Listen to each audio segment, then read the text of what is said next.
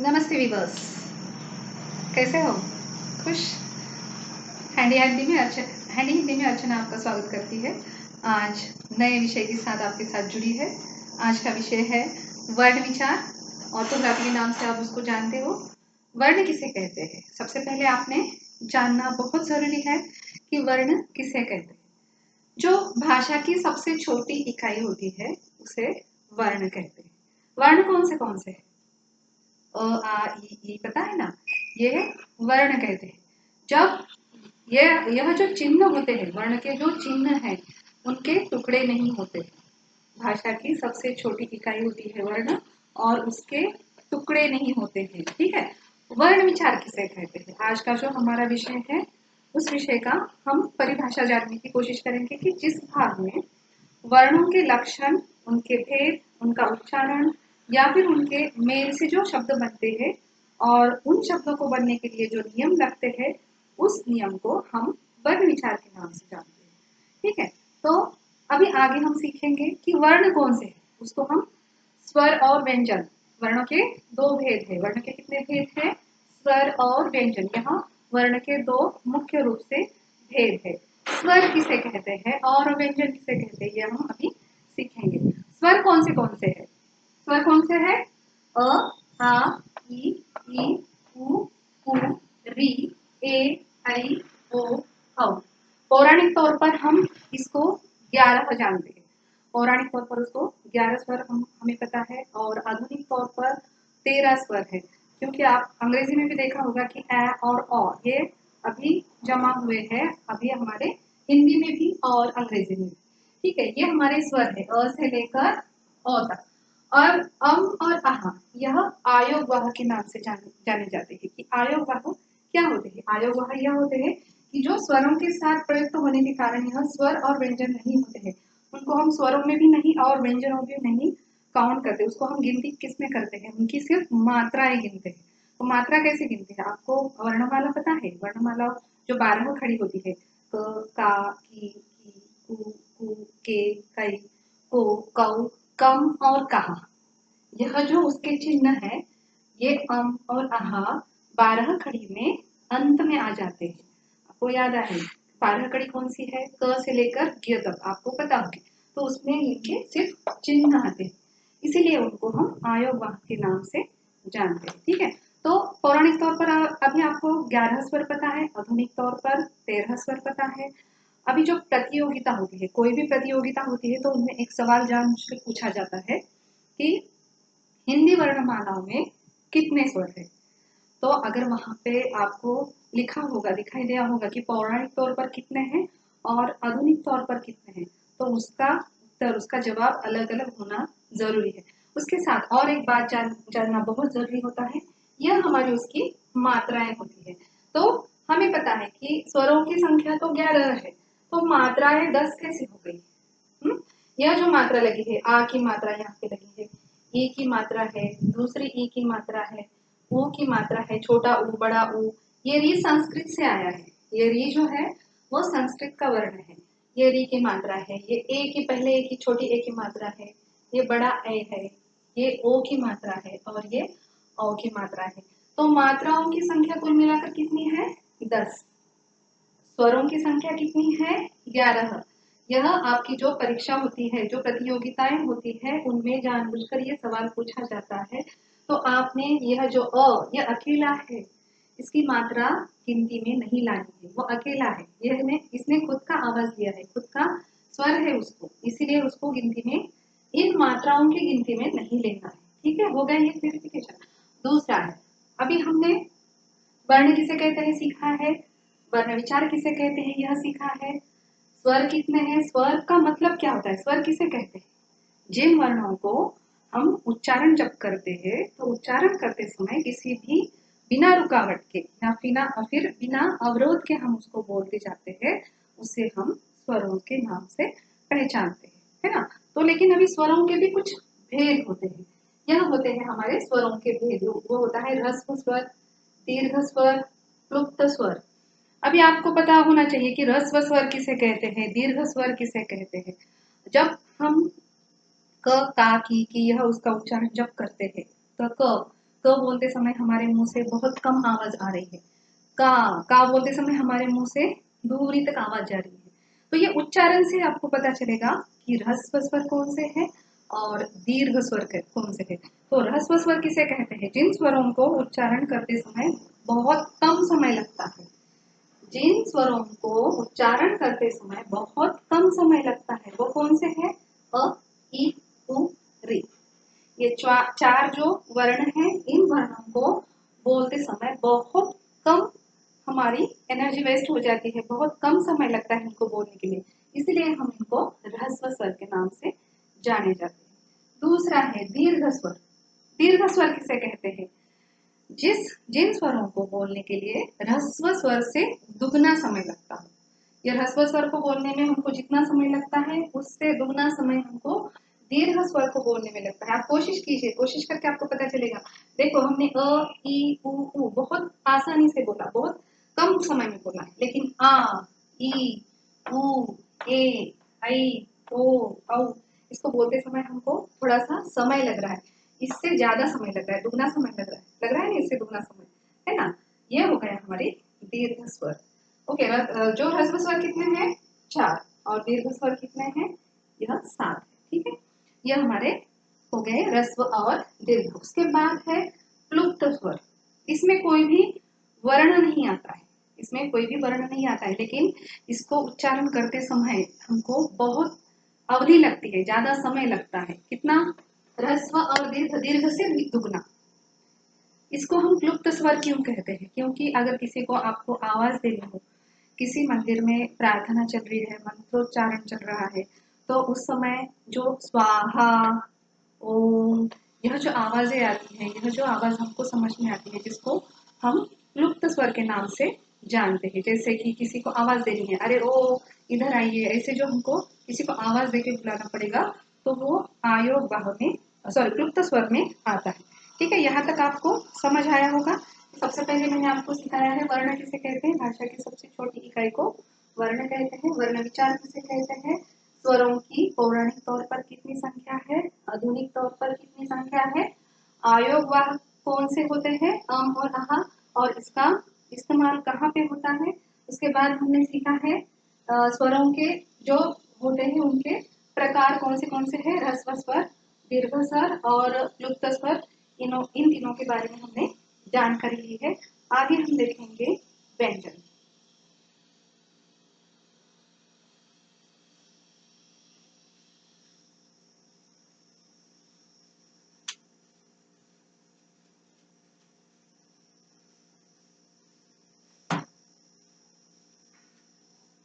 आगे अब हम देखेंगे व्यंजन। व्यंजन किसे कहते हैं? सबसे पहले समझ में आना चाहिए कि व्यंजन किसे कहते हैं। स्वर कौन से होते हैं जिन वर्णों को उच्चारण करते समय बिना किसी रुकावट के या बिना किसी अवरोध के हम उसको बोलते हैं, उनको स्वर कहते हैं। लेकिन व्यंजन किसे कहते हैं?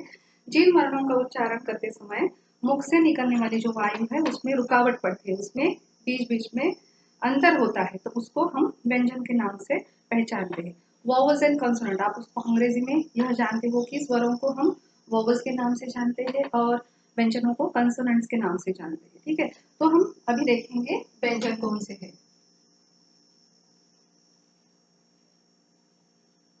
क, ख, ग, घ, अंग, च, छ, ज, झ, ञ, ट, ठ, ड, ढ, न, त, थ, ग, ध, न, प, ह, ब, ह, म, य, र, ल, व, श, श, स, ह।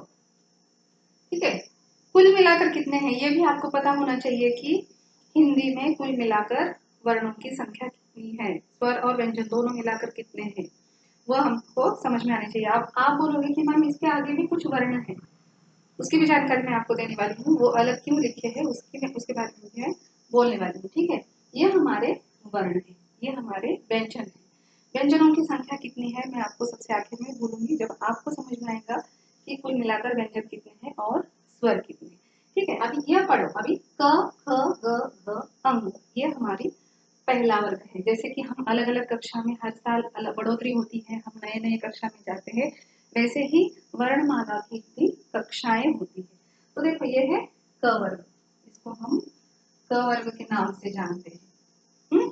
इसको क वर्ग के नाम से क्यों जानते हैं? देखो अभी क का, अब चलो मेरे साथ आपने प्रैक्टिस करनी है, आपने उसकी आपके मन में सराव या फिर आदत करनी है कि देखो अभी क ख ग घ अंग, यह बोलते समय आपके जो मुंह में है, वह मुंह के अंदर जो कौन से अवयव, कौन सा आपका शरीर का जो हिस्सा है उसका इस्तेमाल हो रहा है, आपके गले के अंदर कौन सा शरीर का हिस्सा इस्तेमाल हो रहा है? यस, कंठ, इसका कौन सा इस्तेमाल हो रहा है? कंठ। ठीक है, ये कंठ से आ रहे हैं, इसको बोलते समय हमको कंठ का इस्तेमाल हो रहा है, कि कंठ की जरूरत हो रही है। क ख ग घ अंग, ये बोलते समय आपके कंठ का इस्तेमाल किया जा रहा है। आगे है दूसरा है च छ ज झ त्र। अभी इसकी कक्षा कौन सी है? यह है क वर्ग का पहला वर्ण, ये है, इसलिए उसका यह कक्षा का नाम है, यह वर्ग उसका वो हो गया। अभी दूसरा है ये, तो इसकी कौन सी कक्षा होनी चाहिए? कौन सी कक्षा होनी चाहिए? उसकी च वर्ग होना चाहिए। ठीक है,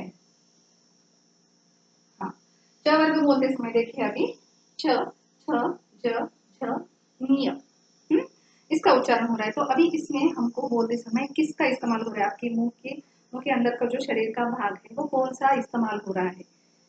कौन सा हो रहा है? कोशिश की है आपने? तालव्य हो रहा है? यस, तालव्य। ठीक है, तालु का इस्तेमाल हो रहा है, या फिर उसको तालव्य भी कहते हैं, कंठस्थ भी कहते हैं इसको। ठीक है, इसको कंठस्थ भी कहा जाता है, तालव्य भी कहा जाता है।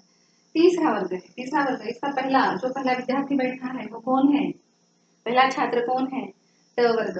ठीक है, ये है हमारा ट वर्ग। ट वर्ग बोल के देखिए अभी ट ठ ड ढ न।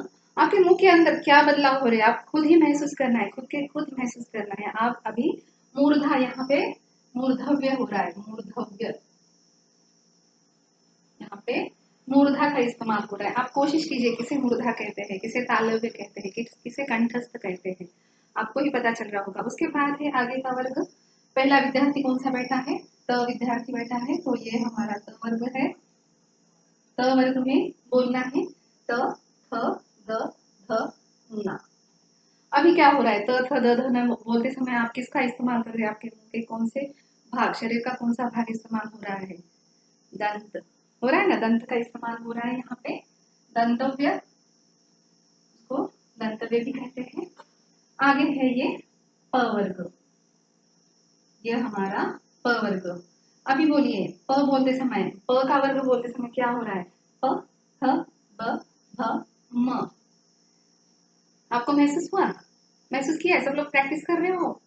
आप खुद कोशिश कर रहे हो सब लोग? मुझे लगता है 100% बच्चे हैं जो यहाँ पे हमारे व्यूअर्स है, वो कोशिश कर रहे हैं मेरे साथ इसकी प्रैक्टिस करने की, कि ये कैसा बोला जाता है, कौन सा शरीर का पार्ट इसमें इस्तेमाल हो रहा है, कौन सा हिस्सा आपको इस्तेमाल किया जा रहा है। तो यहाँ पे अभी प का बोलते समय आपके ओठ एक दूसरे के लिए चिपक रहे हैं ना, प प, यहाँ पे ओष्ठव्य भी कहा जाता है, ओष्ठव्य।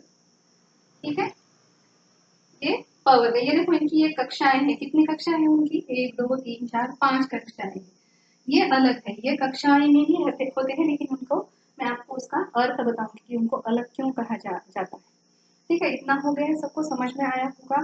सबसे पहला हमारा क वर्ग में है, क वर्ग में कंठस्थ वर्ण होते हैं, च वर्ग में तालव्य होते हैं, ट वर्ग में मूर्धव्य होते हैं, त वर्ग में दंतव्य और दंतस्थ या फिर दंतव्य भी होते हैं, और प वर्ग में ओष्ठव्य, ओठों की वहां पे जरूरत होती है।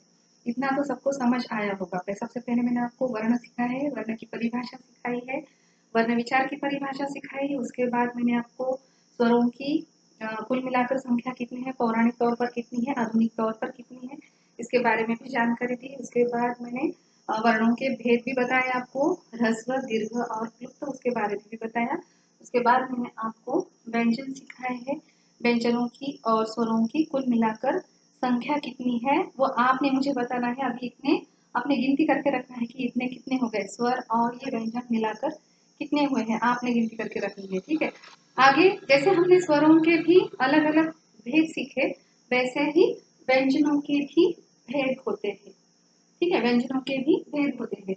ये शायद आपको समझ में आया होगा, तो इसको मैं मिटा देती हूँ। ये रह गए हमारे य, र, ल, व, श, स, ह। ये क्या है, ये समझ में आना चाहिए। तो सबसे पहले हम सीखेंगे कि व्यंजन के भेद, व्यंजन के भेद कौन से होते हैं।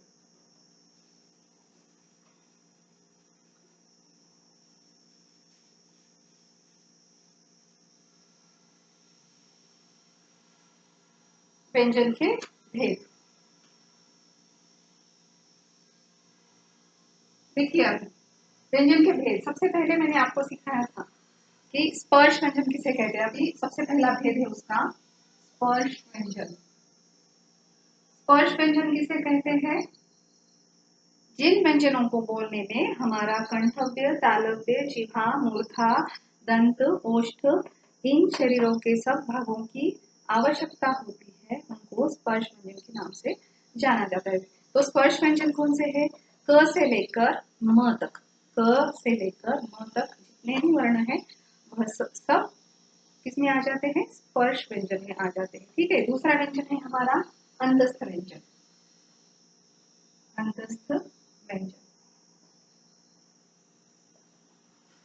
अंतस्थ व्यंजन का अर्थ क्या होता है? अंतस्थ व्यंजन यानी जो स्वर और व्यंजन के बीच में, स्वर और व्यंजन के बीच में की जो हमको जरूरत पड़ती है, जिसके अंदर से हम आवाज आती है, उनको हम अंतस्थ व्यंजन के नाम से जाने जाते हैं। और वो कौन से है?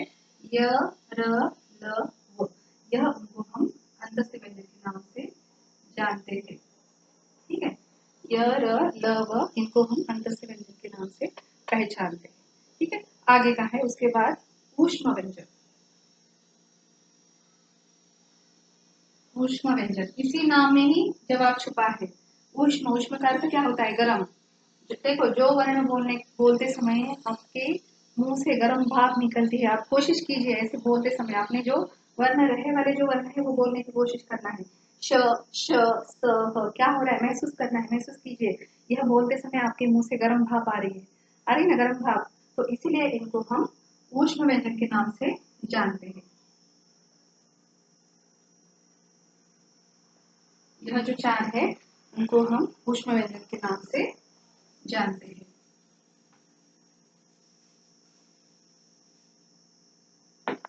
आगे है ऊर्ध्व व्यंजन। उसके बाद हम उक्षिप्त व्यंजन सीखने वाले। उक्षिप्त व्यंजन, उक्षिप्त व्यंजन, उक्षिप्त व्यंजन कौन से होते हैं? जिन व्यंजनों को बोलते समय हमारी जीभ होती है वो पीछे जाकर आगे, बहुत झट से आगे जाती है, आगे आती है, उनको हम उक्षिप्त व्यंजन के नाम से जानते हैं। वह कौन से होते हैं?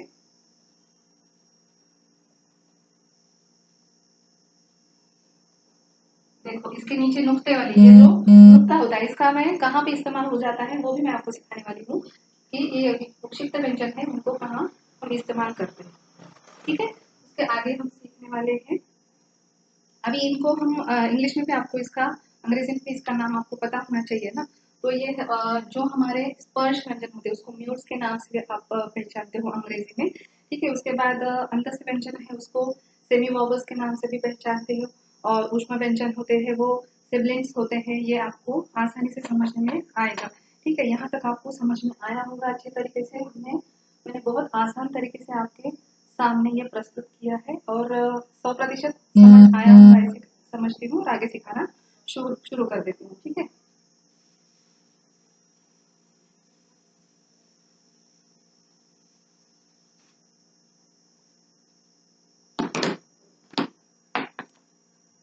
जैसे कि आपने देखा होगा कि पढ़ते समय हमको अनुस्वार वाले शब्द, अनुनासिका वाले शब्द भी कुछ हमारे सामने प्रस्तुत हो जाते हैं। तो आयोवाहक आपका जो भी आपके दिमाग में चल रहा था, वो गड़बड़ हलचल हो रही थी, वो सब धीरे से समझ में आई होगी ऐसा समझती हूँ। और आगे चलती हूँ कि आगे हम अनुस्वार और अनुनासिका भी सीखेंगे। अनुस्वार किसे कहते हैं और अनुनासिका किसे कहते हैं? अनुस्वार और अनुनासिका, यह उनके, यह जो होते होते हैं उनके चिन्ह होते हैं अनुस्वार और अनुनासिका का। आपने अगर देखा होगा जब व्यंजन ध्वनि होता है, अनुस्वार जो होता है वो व्यंजन ध्वनि होता है, उसको नेसल के नाम से आप पहचानते होगे अंग्रेजी में। जब यह ध्वनि उच्चारण केवल उसका नाक से होता है, ये अनुस्वार जो होता है इसका उच्चारण सिर्फ नाक से होता है। और अनुनासिका वाले जो ये ऐसे वर्ण होते हैं उनका उच्चारण करने के लिए आपको नाक के साथ मुंह की भी जरूरत होती है। ये दोनों शरीर के दो भाग हमारे इस्तेमाल हो जाते हैं अनुनासिका में, ठीक है। अनुनासिका जो उसको सेमिनासिक भी कहते हैं, जैसे पाँव है, सांप है, ऐसे शब्द होते हैं। और अनुस्वार वाले है चंदन, कुंदन, इसको बोलते समय सिर्फ नाक का इस्तेमाल हो रहा है, और अनुनासिका बोलते समय नाक और मुंह का इस्तेमाल हो रहा है, ठीक है। आगे है विसर्ग। विसर्ग किसे कहते हैं? ये उसका चिन्ह होता है, विसर्ग का चिन्ह होता है। सॉफ्ट एस्पिरेट जो इसका प्रयोग होता है तत्सम शब्दों के लिए किया जाता है। स्वतः, अतः, यह जो शब्द होते हैं इसके बीच में जो ये चिन्ह होता है, आपने देखा होगा उसके बीच में चिन्ह होता है, इसको विसर्ग के नाम से हम जानते हैं, ठीक है। उसके बाद हम सीखने वाले हैं हलंत। आगे का है हलंत। हलंत किसे कहते हैं? यह स्वर रहित होता है, इसका प्रयोग करने के ऊपर जो हम स्वर बोल रहे हैं वो अधूरा होता है। यह जो चिन्ह है, यह जिस वर्ण को लगा वाला रहता है उस वर्ण का उच्चारण अधूरा होता है। हलंत का अर्थ होता है कि यह स्वरों के स्वर रहित होता है और इसका उपयोग हम स्वर को जोड़ने के लिए करना पड़ता है, उसमें अधूरा उच्चारण होता है, इसका अर्थ होता है कि अधूरा उच्चारण, ठीक है। यहाँ तक सब समझ आया होगा। उसके आगे हम चलते हैं संयुक्त व्यंजन। आगे हम सीखेंगे जो आगे के बच्चे वाले हैं, है समझ में आया था? य र ल व श तक सबको समझ आया है। उसके आगे के जो रह गए थे, उसके संयुक्त व्यंजन जो रह गए थे वो कौन से है? संयुक्त व्यंजन। संयुक्त व्यंजन किसे कहते हैं? जो दो व्यंजनों के मेल से बनने वाले होते हैं उनको संयुक्त व्यंजन के नाम से हम जानते हैं। जैसे कि हमारे संयुक्त व्यंजन कौन से है? संयुक्त व्यंजन क्ष, प्र, य और श, यह हमारे संयुक्त व्यंजन है। आपको पता होगा, ये पहले भी आपने पढ़ा होगा कि इसको संयुक्त व्यंजन क्यों कहते हैं, क्योंकि ये दो व्यंजनों के मेल से बनते हैं और इसलिए उनको संयुक्त व्यंजन कहा जाता है। जैसे कि ये कैसे बन जाते हैं, देखो क हलंत, श हलंत, अ, क्या बनेगा? क्ष। क को हलंत लगा है मतलब ये उच्चारण अधूरा है। क्ष, क्ष बोलते समय हमारे मुंह से अ का भी उच्चारण हो रहा है। अ वर्ण जो है वो हर एक स्वर के साथ हर एक शब्द में होता है। जो यह स्वर है वो हर एक शब्द में रहता ही है, ठीक है। तो क जुड़ो अ जुड़ो अ, क जुड़ो श जुड़ो अ, क्ष बन जाता है, ठीक है। ये उसकी क्या हो गया है, ये इसको क्या कहते हैं? ये जो हमने श यहाँ पे संयुक्त व्यंजन है वो कौन से दो व्यंजनों से बनाया है? ये क भी व्यंजन है और श भी व्यंजन है, उसमें स्वर मिक्स होता है एक, ठीक है। ये हो गया है श। दूसरा है त हलंत, र जुड़ो अ, क्या होगा ये? त्र। क्या हो रहा है? ये त्र हो रहा है, ठीक है। अभी समझ आया है? तीसरा है निय। देखो इसके साथ जुड़ा है ये, इसको क्या कहते हैं? कौन सा वर्ण होगा ये? य के साथ जुड़ा है ना, ज्ञान, यह है ये, ठीक है। कौन सा रह गया अभी हमारा? ये क्ष हो गया, त्र हो गया, हो गया। अभी आगे का है श्र। श्र के लिए क्या बनना पड़ता है, लिखना पड़ता है? श अधूरा हलंत है, र जुड़ो अ, क्या बन जाता है? श्र, ठीक है। यहाँ तो समझ में आएगा, लेकिन इसके अक्षर जो शब्द कैसे बनते हैं? क इससे जुड़े बना वाला शब्द है अक्षर, साक्षर, आया है ये क्ष आया है यहाँ पे, है ना। नेत्र, आगे का शब्द है नेत्र, प्र आया है इसमें। और आप कोशिश कीजिए, त्रिशूल, त्रिशूल में भी आता है, ठीक है। यहाँ पे भी त्र आया है। य ज्ञान, और बोलिए य से विज्ञान होता है, ज्ञान होता है, विज्ञान। यह शब्द इसमें आए हैं, इसको हम संयुक्त वर्ण व्यंजन के नाम से जानते हैं। दूसरा है श्रव, श्रावण, श्रावण, श्रवण। श्रीमान, श्रीमान भी होता है, श्रीमती, श्रीमान, श्रीमती भी होता है। यह शब्द भी इसमें आ जाते हैं। ठीक है, यह हो गए हमारे संयुक्त व्यंजन। और सिर्फ इतने ही संयुक्त व्यंजन नहीं, अगर हमारे साथ यह भी है क जुड़ो त, तो इसका त बन जाता है, ऐसे बन जाता है। इसको भी हम संयुक्त व्यंजन कहते हैं, इनको भी हम संयुक्त व्यंजन कहते हैं। ठीक है, जैसे कि द हलंत य, क्या हो जाएगा द्य। पद्य, गद्य, यहाँ पे वक्त, यहाँ पे हो जाता है वक्त। पद्य, पद्य, गद्य, यह इसमें आ जाते हैं। ठीक है, ये हो गया, सबको समझ में आया है, संयुक्त व्यंजन समझ आए हैं। आगे का देखेंगे हम द्वित्व व्यंजन।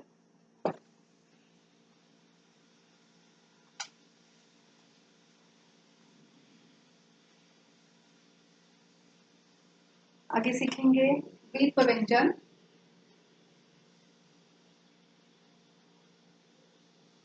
देखो, इसी में आपको समझ में आया होगा द्वित्व व्यंजन का अर्थ क्या हो जाता है। एक स्वर रहित होता है और एक स्वर सहित होता है।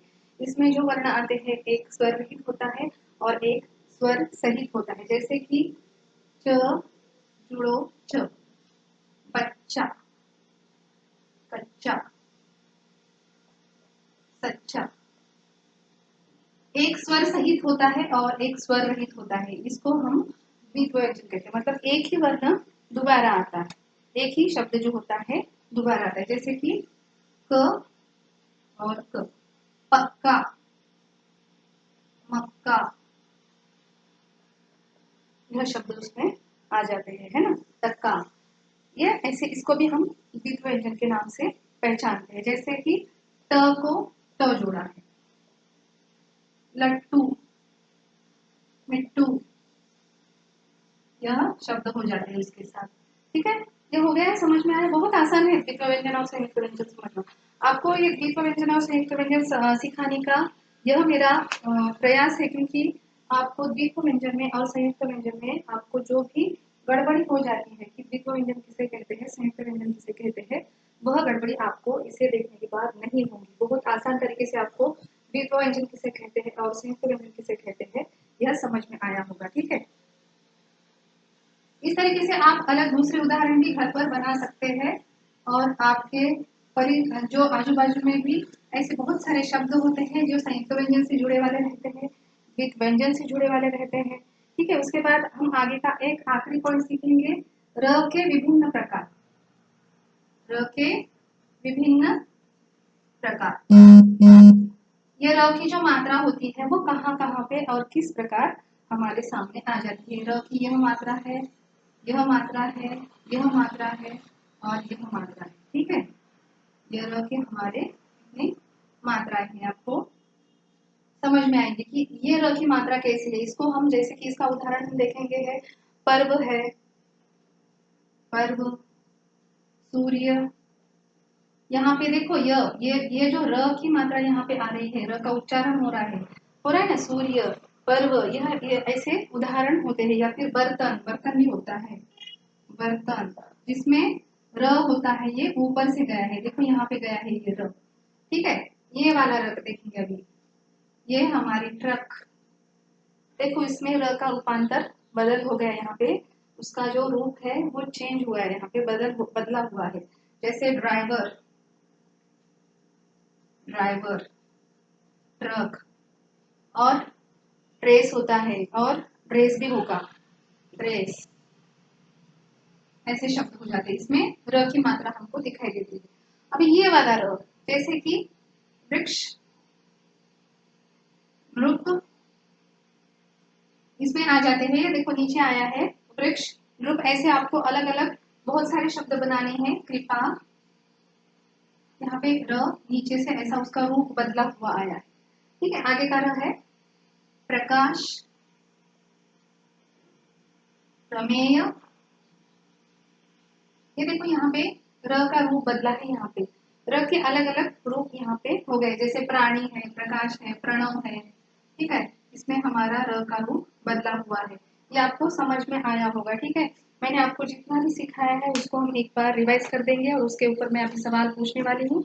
उन सवालों के जवाब आपने मुझे देने हैं। ठीक है, पहला सवाल है वर्ण किसे कहते हैं। आपने फटाफट सवाल लिख कर लेने हैं। ठीक है, उसके बाद वर्ण विचार की परिभाषा बोलिए। स्वर कुल मिलाकर पौराणिक तौर पर कितने स्वर हैं, आधुनिक तौर पर कितने स्वर हैं, मात्राओं की संख्या कितनी है, इसके सवाल आपने बनाने हैं। व्यंजन किसे कहते हैं और उसमें ऊष्म व्यंजन कौन से है, अंतस्थ व्यंजन कौन से है, यह सवाल आपने बनाने हैं। उसके बाद व्यंजनों के कितने भेद हैं और उपक्षिप्त व्यंजन किसे कहते हैं, स्पर्श व्यंजन कौन से है, अंतस्थ कौन से है, ये इसका सवाल लिखना है। ह्रस्व स्वर कौन से है, दीर्घ स्वर कौन से है, इसका भी सवाल का जवाब आपने लिखना है। आयोगवाह किसे कहते हैं, आयोगवाह वाले दो शब्द आपने बनाने हैं। जैसे मैंने आपको कुंदन चंदन ऐसे शब्द सॉरी आयोगवाह वाले कम कहा, जैसे है खम कहा, खम कहा, जो हमारी पूर्ण वर्णमालाओं में जो 12 खड़ी है उसमें पूरे दिए वाले हैं ये शब्द है। उसके बाद अनुनासिक, अनुस्वार और अनुनासिक के भी मैंने शब्द आपको सिखाए हैं। तो 2 अनुस्वार वाले शब्द बनाने हैं, 2 अनुनासिक वाले शब्द बनाने हैं आपने। ये आपका आज का गृह कार्य है, आपने गृह कार्य करना है। ठीक है, उसके बाद संयुक्त व्यंजन कौन से है और संयुक्त व्यंजन का विभाजन मैंने आपको बताया था कि किस प्रकार उसको हम विभाजित करते हैं, वो भी सिखाया था। संयुक्त व्यंजन कौन से है, कुल मिलाकर मतलब बहुत अच्छी तरीके से समझने के लिए आपको 4 मैंने आपको जो संयुक्त व्यंजन है वो दिखा दिए थे और उनके मैंने भेद करके दिखाए थे कि कैसे किस प्रकार उसको अलग अलग 2 व्यंजनों के साथ जोड़े जाए तो एक अलग अक्षर बन जाता है। उसके बाद मैंने आपको द्वित्व व्यंजन भी सिखाया था, एक जो स्वर सहित होता है और स्वर रहित होता है। द्वित्व व्यंजन के 3 आपने उदाहरण लिखने हैं, संयुक्त व्यंजन के हर एक के एक एक दो उदाहरण आपने लिखने हैं। और उसके बाद र के जो विभिन्न प्रकार मैंने आपको सिखाए हैं, यह मात्रा आप इस्तेमाल करके अलग अलग प्रकार के आपने उसके उदाहरण लिखने हैं। ठीक है, आपको अगर आज का मेरा ये पाठ अच्छा लगा हो तो इस चैनल को, कौन सा चैनल है हमारा, हैंडी हिंदी, इस चैनल को आपने सब्सक्राइब, लाइक और शेयर करना नहीं भूलना है। और कल फिर मिलेंगे हम नए विषय के साथ इसी समय। और मुझे अपना खुद का और अपने घर वालों का ख्याल रखना है। यह मैसेज आपने भेजना है, आपको मेरा यह पाठ कैसे लगा इसके बारे में भी आप मुझे बोल सकते हैं। धन्यवाद।